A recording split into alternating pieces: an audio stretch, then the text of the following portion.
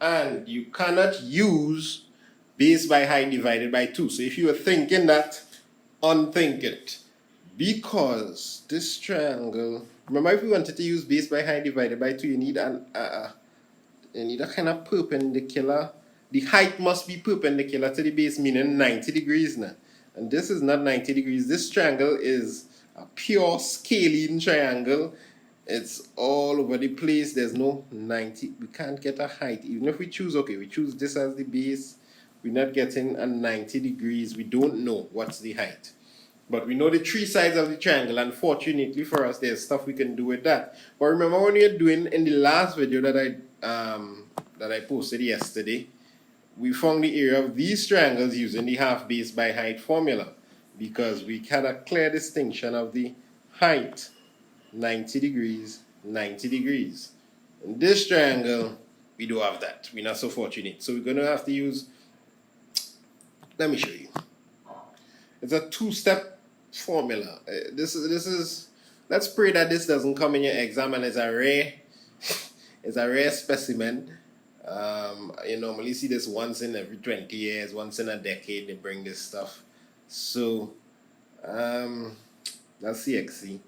You wouldn't really see this, but it's good to know just in case it happens. So it's a kind of two-part formula. First, you find S, and when you find S, you put it into that weird-looking formula. There's square root of S by S minus A by S minus B by S minus C. Now, there's a little pattern to this, so once you memorize it, you have it. You could get the pattern.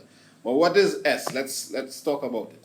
Find S, use formula. Find S, use formula. But what is S?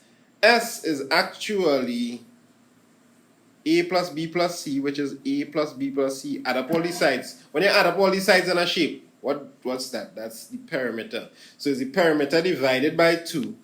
S is the perimeter divided by 2. And once we get S, we get through, because we just plug it in our nice little formula here.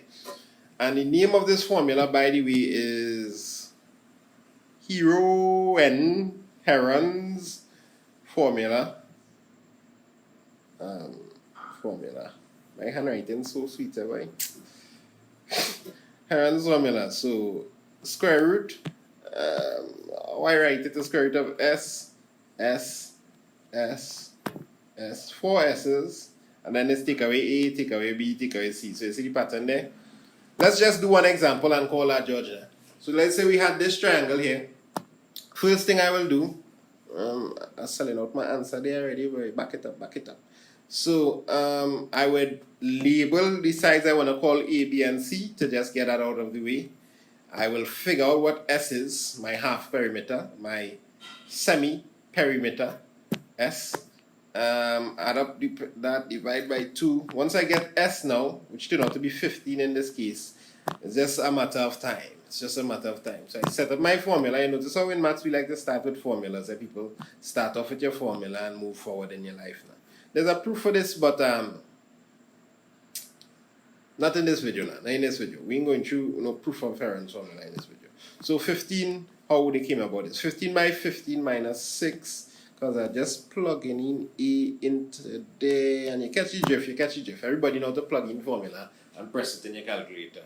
Square root of 675, and boom, you get the area. And that's it. So you can practice using this formula. I don't know, go and measure some triangle somewhere and apply this formula to it, so that you know how to do it. At least do it once in your life. And if you want to do it once, try it. On this example, every time I turn on this pen, it makes a loud noise in the audio. And if you have headphones and that affect you, I'm sorry. But still press like on the video, please, so that people who need to see the video, who search in this topic, will see the video. Until next time, maybe next class, tomorrow I will show you how to find the area of a triangle using another method.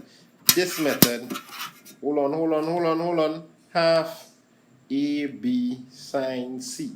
Now in your formula sheet, I think it's half of BC sine A. It's the same thing, it's just a matter of where you're placing the letters. So we learn this tomorrow, and I'll do some stuff for maybe the pure maths people as well tomorrow. So look out for that video. Until next time, if you haven't pressed the like button yet, oh gosh, and they press the like button. You know, we YouTubers is always be like button.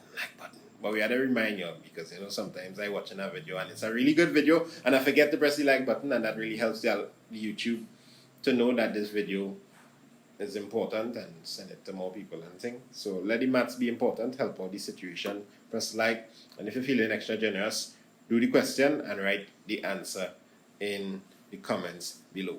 Till next time, boom.